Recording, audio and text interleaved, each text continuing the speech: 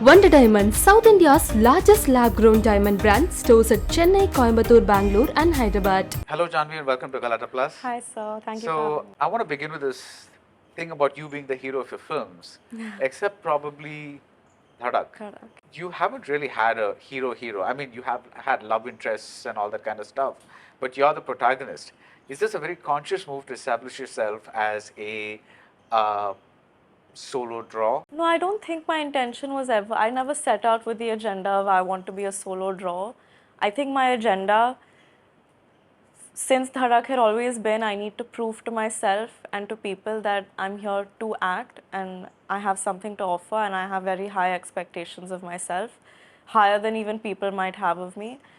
And so I was organically drawn to characters that have been cushioned by good writing because I think that always aids an actor, and seem challenging because I think it's through challenges that an artist grows. And so it was always exciting to take up daunting roles, and that's been the approach. And it just so happened that when there's a daunting female protagonist, there apparently isn't enough room for a male protagonist, and I guess that's the kind of films I've done so far. But I'm not adverse to doing films with heroes at all. Okay. In fact, I'm really looking forward to doing a film where I play a conventional heroine. Okay. Yeah. Okay. What is a conventional heroine? The 80s conventional heroine that you were talking about, whose mascara doesn't shake when she cries. Actually, no, I'm lying. I probably will make sure my mascara is off if I'm doing a scene like No, that. but do you think that kind of conventional heroines would still work today in terms of what people are expecting? I think we need to understand what amount of aspiration people want and what amount of relatability people want, because we were more open-minded towards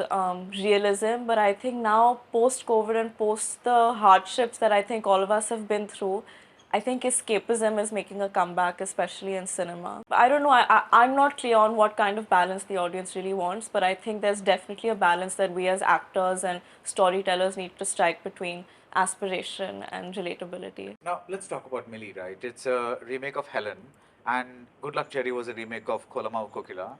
Now, these are all strong films that work well in their original languages.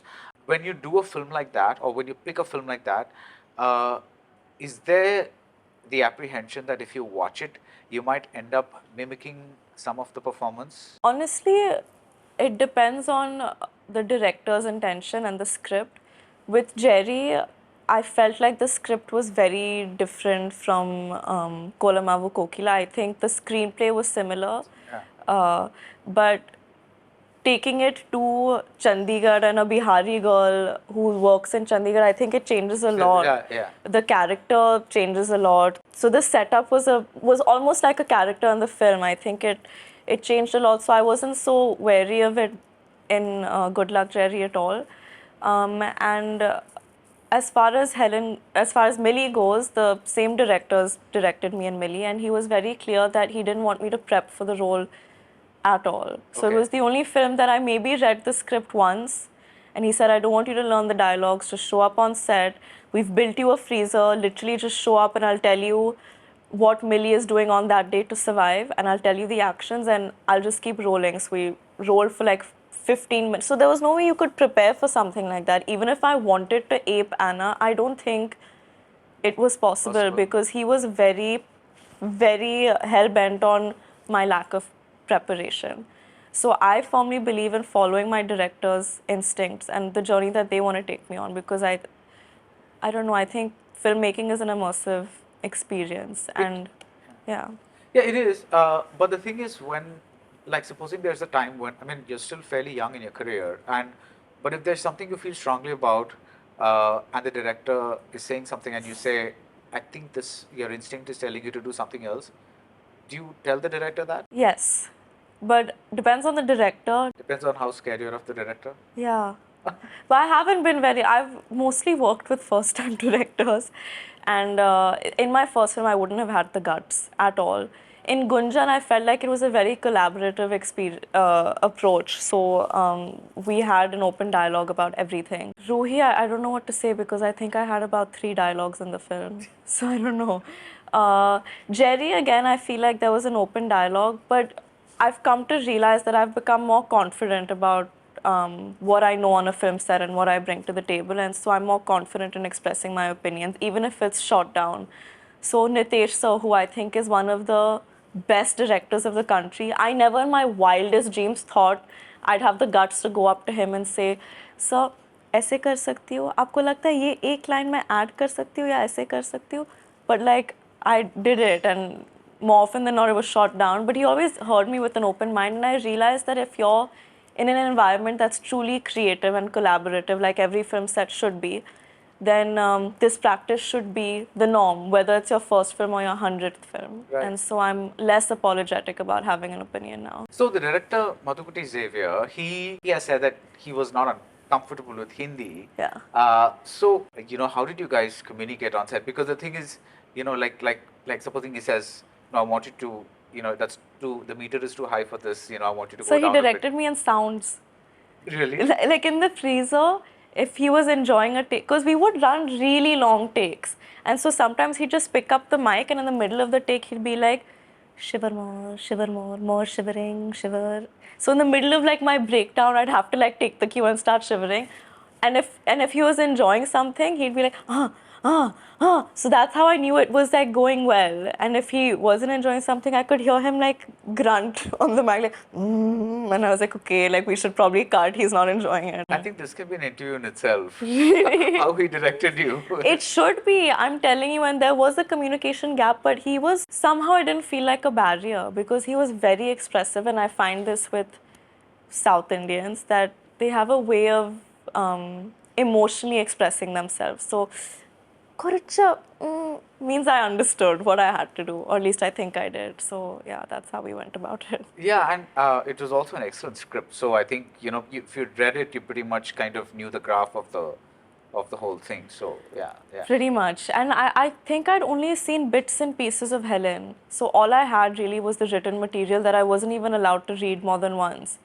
So I really was in deep waters, and I'm hoping it. How do you see bits and pieces of a movie? So I'll tell you what happened. My dad had seen the film on a plane, and he was hell-bent on like, I need to remake it. I'm so moved by it. This relationship is like me and you. And in my head, I was like, it's a remake. I've just signed Good Luck Jerry. It's not, on paper, it's not a wise decision, and I don't want to do it. So like, for the sake of it, I was like, yeah, I'll just like skip through it so I can tell my dad that I saw it. It was a very phony approach to the whole thing. And I was like, yeah, Papa, it's great. And I really did think the bits and pieces that I saw were very impactful. But I was like, I don't think it's a wise idea. But he was very, like, he started crying on the phone. And he was like, Beta, it's me and you. And like, it was like us. And I need to make the film, even if it's without you. And then I met Mathu sir for a meeting. And Mathu sir is what sold me on the whole thing. I just think he's such a gifted individual with so much clarity, and it's very hard in this industry to come across people who have retained their sense of innocence and purity when it comes to their craft. And he really just wants to make films because he is obsessed with films and consumed by his love for films and nothing else. And I think someone who has that kind of approach can't go wrong. He's worked on the screenplay of Helen for years. Yeah. It was his life, and that's how I believe cinema should be made. So I just wanted to be in that environment and work with him, and that's how it happened. We live in a media culture where people like to have these negative sounding headlines, as in, who's better, Anna Ben or Janhvi, or who's better, Nayantara, or something like that. So when you do a remake, does that play in your head that at some point that discussion is going to come up? You cushion yourself from media for a while, social media for a while? So you're asking this question to someone who's seen much worse headlines from the time she was like 6-7 years old. So being compared to Nayantara ma'am, who's an icon and legend, is not going to throw me off. And I understand the nature of the media, and I understand, and it's sad really that it's become the norm that in order for it to be clickbait, they need to be negative or make negative headlines. Even if the article is positive, sometimes they'll make the headline negative. Yeah. And I find it very amusing and weird. But no, I don't find the need to cushion myself from it because, and I really hope this doesn't sound arrogant, because I think I'm a fairly objective person. I know when I'm shit and I know when I'm decent. I think that I've tried to do something different with my work, and not that it's matched up to them in any way, but I'd like to think I'm beyond the effort that I've put in at least is worth more than just these headlines. Right, right. So it doesn't bother you. No, it'll irritate me for a bit, but that's more like I wish the media was better than this, not like oh, I feel like I'm a lesser person because of those headlines. You've spoken about your anxiety issues, your therapy and all that, and you said that earlier on a large part of what you did was driven by what people thought of you.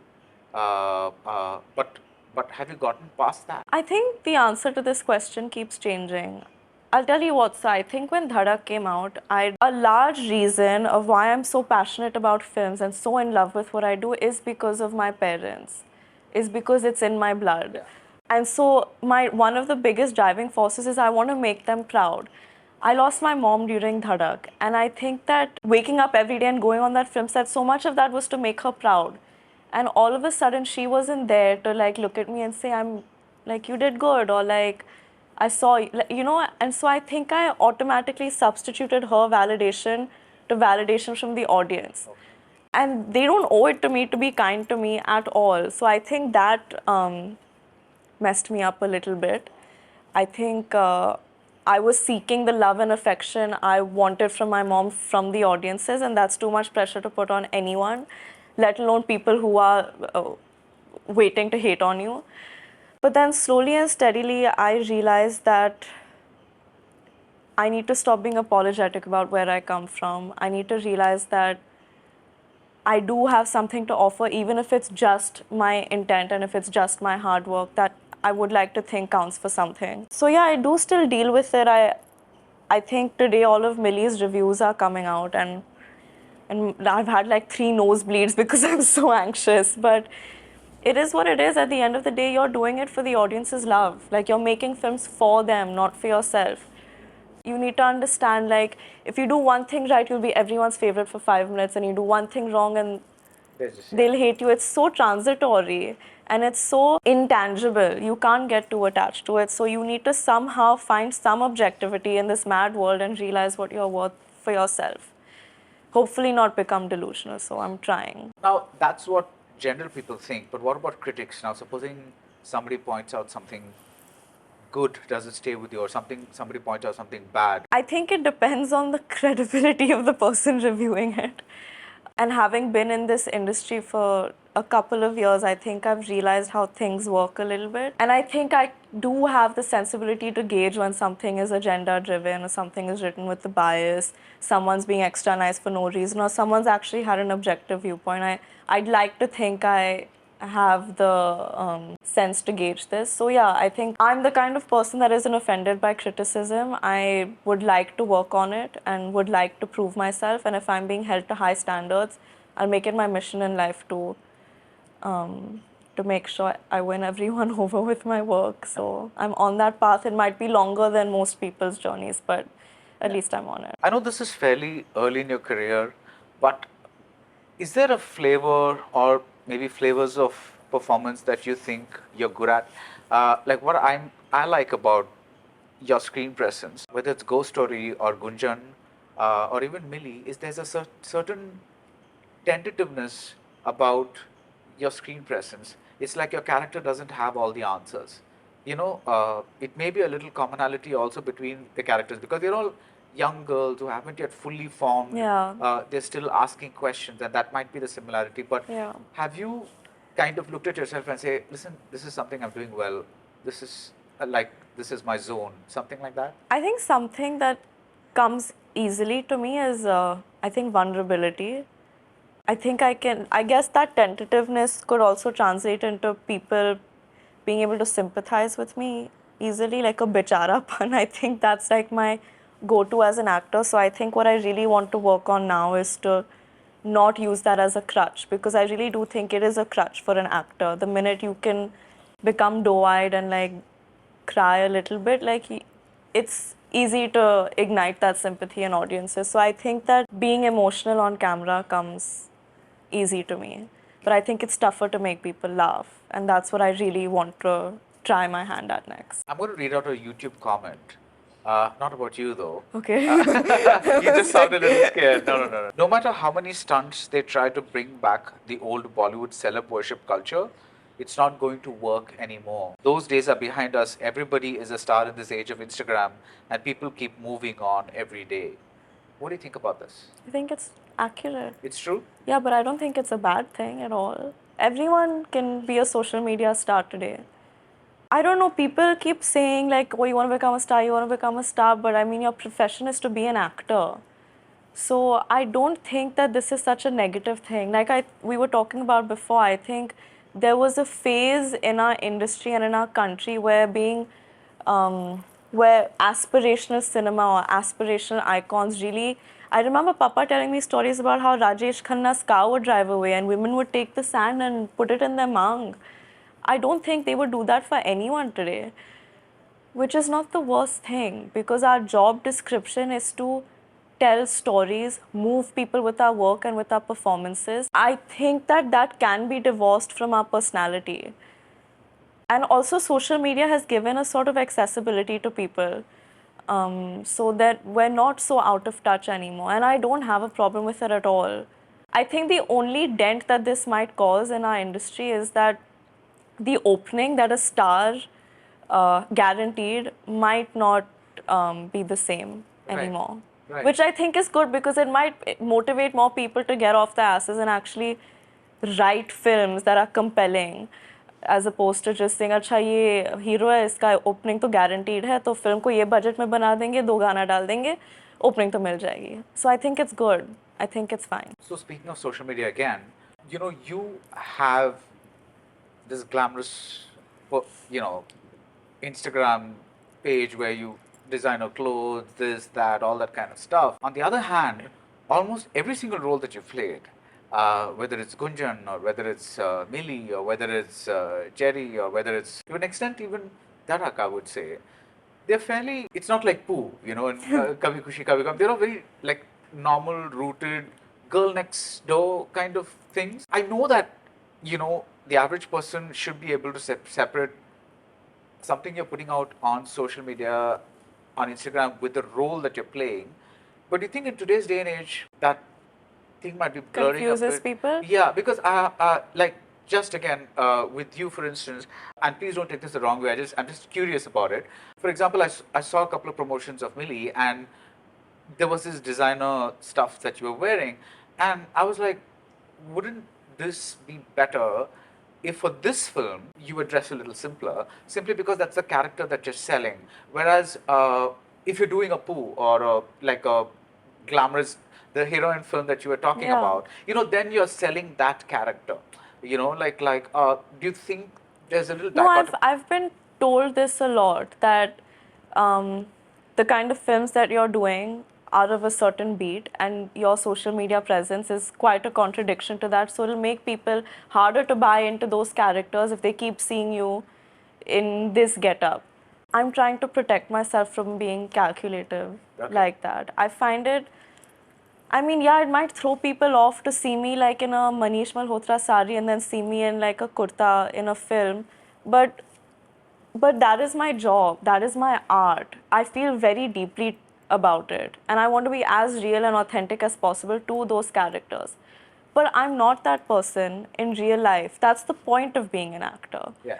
And if people are finding it, I'm not going to pretend to be that just so you buy into my character. I have more confidence in my work than trying to sell a fake image for you to buy that. So even Dad, in fact, said, for this film, you should dress a little simpler when you're promoting, so they buy into that character more. And I'm like, this is not making sense to me. Janhvi is promoting Millie. Millie is not promoting Millie. Yeah. So maybe I need to learn how to be more calculative about these things, but I don't want to take it so seriously. My social media is for me to have fun. Hopefully, if I like look cute and 5 extra people like my pictures, I'll get another brand and I'll be able to pay for my EMI with more ease than I was before. And my characters are different, and I'll play that with the most dedication in the world, because that's my life. This is a record. This is the first time an actor has talked about an EMI. It is what it is. Yeah, I try not to be calculative like that, and maybe it's throwing people off, and I can see that it is, but there will come a time where hopefully some people will recognize that I just want to be devoid of pretense. Right. And that is my work. I don't think people in the West or people in the South even take it that seriously कि ये image बना के रखना है ताकि लोग इससे ज़्यादा relate करें. It just seems too... There's something about that seems very You just want to do dystopian to me. Right. And like you're selling a false narrative. It's very against the grain of who I am. Okay. So like let it take them 5 extra films to realize that maybe I'm good at that because it's throwing them off that I'm dressing like this, but that's fine. I'm not going to pretend to be someone I'm not. Have you studied your mother's films objectively for craft, or are you unable to do that because it's like, it's my mom, I'm just seeing my mom? No, I think she's such a terrific, gifted actor that even her being my mom doesn't get in the way of me. Like when I see her on screen, I'm not seeing my mom.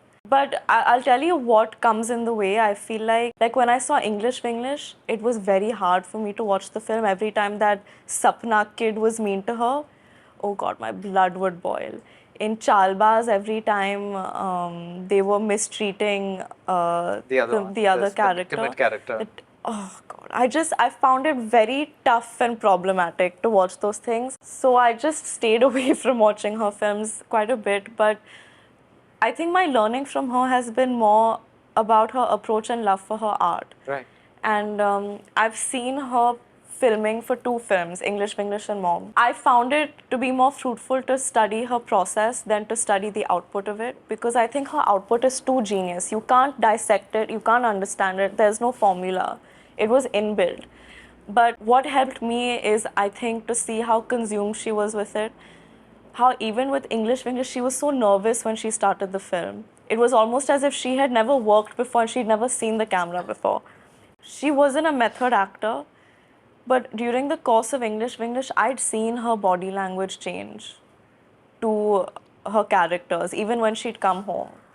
And there's so many things that I learned about just the kind of person she is. I think she's also someone who, like Mathu sir, despite being in the industry for so many years, really protected her innocence. Almost childish, naive way of perceiving the world. I think that really helped her in her craft, because she was like a sponge and she was so nimble and she was so, like, she wasn't guarded or rigid or cynical. She was very sensitive and almost like an uncorrupted child who hadn't seen the world. Right. Even at like 52, having seen so much of the world. And I think that's one thing that I would like to maintain in myself. It's very interesting that you use the word process with regards to your mother, because a lot of directors were mystified by what she did, because she was called the ultimate switch on, switch off actress, because like she would just be doing her own thing, reading or doing something on the set, and very introverted and not really socializing or whatever. But the minute the director said action, you know, she would transform into this miraculous character like that. Yeah. Are you like that? Like a switch on, switch off kind of person? I mean, I think you'd have to ask my directors, but I think at least with the characters that I've gotten so far, it's been easy for me to be laughing with my friend 1 second and then have an emotional breakdown the next. That comes easy to you. Yeah. Okay. At least when it comes to being these like heavy emotional scenes, and those are mostly the kind of characters I've gotten so far. But so you're not like going to be wandering around listening to heavy metal and trying to get into a zone and not like that. No, I think that if you know your character, the setup is there, and like if the ambience and the world the director has created is real enough, and if you have the sensitivity to tap into it, then you'll feel what the character's feeling and it'll move you. And it really is as simple as that. You just have to be alive, be relaxed, and feel things. Nice. And be relaxed. I mean, that sounds interesting. Yeah. Because I think if you're not relaxed in front of the camera, you can't pick up on things like the way your co-actor's breathing. That changes the tempo of the beat. If the sun is hitting you a certain way, I don't know, you need to be alive to these sensory things, because I think that makes the scene more alive. Otherwise, you're just reading dialogues and being very mechanical about things. Right. Your mother didn't want you to be in films. No. And this is something that obviously you've said many times. Yes. Was there any particular reason that she didn't want you? Is it because she's been working from childhood, she knows what the industry is, she didn't want you to go through that. Was it that it, or was there something more complex than that? She would just keep saying, I've worked my whole life to make sure that my kids lead an easy, comfortable life. But if you choose this profession, contrary to what people believe, it's not going to be easy or comfortable at all. And so I think it was hurting her ego a little bit to think that I've worked so much to give my kids this life and they're rejecting it a little bit. Not really, but you get what I mean. And also I think she was smart to gauge that audiences would compare my first film to her like 300th film. I think she was more okay with Khushi becoming an actress because Khushi by nature is a more independent, thick-skinned girl. I'm quite sensitive and quite naive and quite like, I don't know. I don't really know what I am, but I think she thought I was emotionally less equipped. That was the thing. Yeah.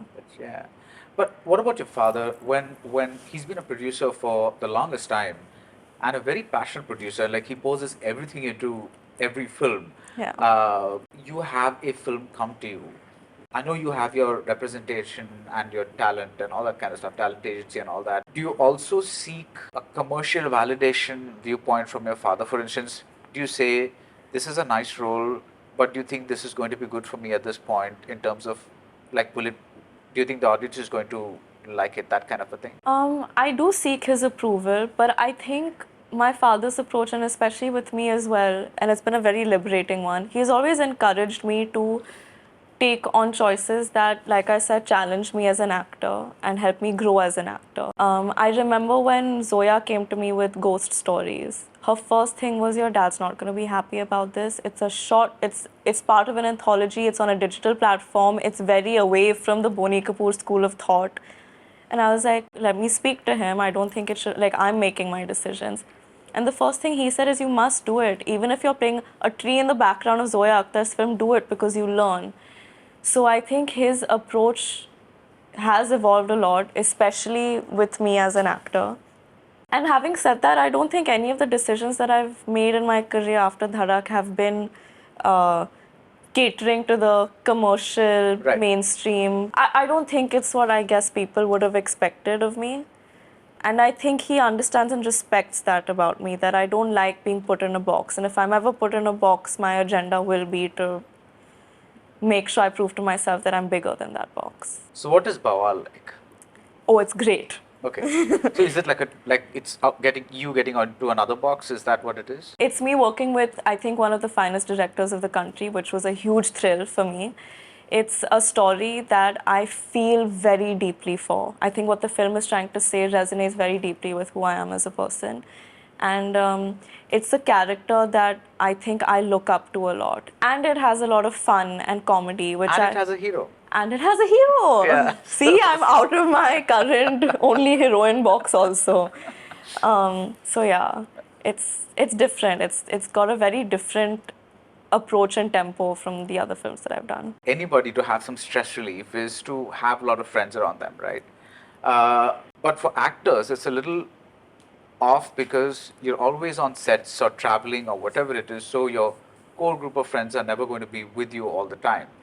I remember something that Kareena Kapoor said once, that it's not possible for an actress to be friends with another actress because there's always an element of competition that kind of comes in. What do you think of that? I don't know if I agree. Yesterday was my screening for Millie, and I spoke to Sarah, for example, and she knows how much this film means to me and how much I gave to her and how nervous I was. And I told her, I was like, listen, I want you to be there. And she showed up, and I think that if there was that element of competition, she wouldn't have shown up and supported me the way that she did. Neither would have Ananya. I think that we're all secure girls. And of course, tomorrow there might be a role that both of us are vying for. And in that scenario, I'll wish that I get it over her, and I'm sure she'll wish that she gets it over me. But we respect that side of our personalities and our work life.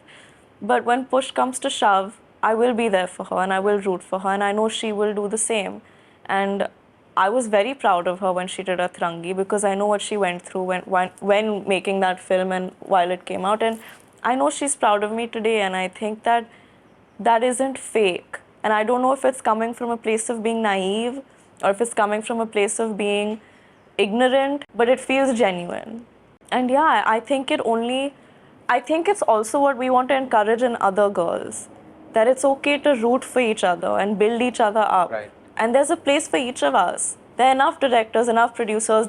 हमारी आबादी इतनी है, हम Especially now. Exactly, Yeah. and like we'll be fine. We have different things to offer. You know, earlier your competition, as in, was only Hindi cinema, because that's pretty much where people watching Hindi films would watch. But after the pandemic, you know, they finished all the Hindi films and then started watching films in other languages. And suddenly, now your competition is films from all over India. You know, because it's like OTT has made that big Those borders have blurred. as in like Hindi cinema, Malayalam cinema, Tamil cinema. People watch because especially either come with subtitles or some are dubbed. So, but whatever you want to do, you can kind of do that. Do you keep in touch with what's happening in other industries? Do you have the time? Yeah, of course. And for a long time, my dad a lot of his films have been remakes. Mom has always been in touch with, you know, South cinema. So in our household, we'd always watch a lot of regional cinema. And I think they've been creating a fan base for a really long time. I remember watching Indira the Tiger like years ago, dubbed on Sub TV, I think. And it was such a craze. So I really think they've been building a relation of trust and entertainment with the audiences, which has worked in their favor. But I'm actually very thrilled by this new phenomenon because I like the idea of Indian films. And of course, regional cinema and regional films offer the virtue of it being colloquial and representative of a particular society and all of those things. But I really do enjoy the idea of an Indian film. And I think, like I said, it also encourages a lot of us to look at what's happening in our neighbor's house and seeing that, oh, ye log ye kar rahe, itne अच्छे से कर रहे हैं, हमें भी करना है. I think it's great for artistic growth. I'm glad that Hindi films don't really think that they're the end-all and be-all of Indian cinema because there is great work out there and there always has been. So I'm glad that it's coming to the forefront and we're all learning and growing from each other. Now, have you been approached for non-Hindi films? Yes. Okay, but you haven't had the time or something? No, time to I'll make. But I don't know, sir. Sometimes, like, also with the pandemic, a lot of things went up and down. My dates were blocked for 2-3 films that didn't end up happening. There were a lot of variables in play, but I've said this a lot that I'm very, very, very keen on doing a South film, whether it's Malayalam, Tamil or Telugu. So we started about you being the hero of your films and we'll end with, if you could have any hero of your choice as a co-star from the southern industries, who would it be? I've said this so many times. I think he's going to put a restraining order on me because that's him also. But I've been saying Junior NTR, sir. And I really do want to work with him. What is it about him that? I don't know what it is really. I just think there's a like a josh that he brings every time he's on screen, like a ferociousness with which he approaches his character, like a power. And I don't know, like his swagger, his timing, his just likability and his charm. I can go on. See, I'm sounding like a stalker again. But apart from him, even Vijay sir, I actually called up Vijay sir after watching Nanam Rowdy. After the 100th time I saw Nanam Rowdy, I realized that someone had his number and I called him up and I was like, sir, I'm a huge fan and if you ever have anything, like I'll audition for it. I really want to work with you. Have you seen Nanam Rowdy? Yeah. Do you remember? Hello, Mr. White. Yeah. Wow, what a year. He's so funny. But yeah, I mean, he's great on Super Deluxe. What did he say when you called him? Hello, sir. No, what did he say when you said? He just kept saying, ayo, ayo. Oh, I don't know. I don't know if he was like offended or shy, but he was, he seemed surprised that I was this forward, I guess. A little taken aback. I hope you kind of have your taste of South Indian cinema as well. And all the best for Millie. By this time the interview appears, it should have been already out. We are actually doing this the day of the release. Right, yes. So is it going to be a bit of a sleepless night for you, or? It's been a sleepless 2 months for me. But hopefully I'm hoping post the weekend I'll get some sleep. Fingers crossed. Fingers crossed. Thank you. Thank you so much. Wonder Diamonds, South India's largest lab-grown diamond brand, stores at Chennai, Coimbatore, Bangalore and Hyderabad.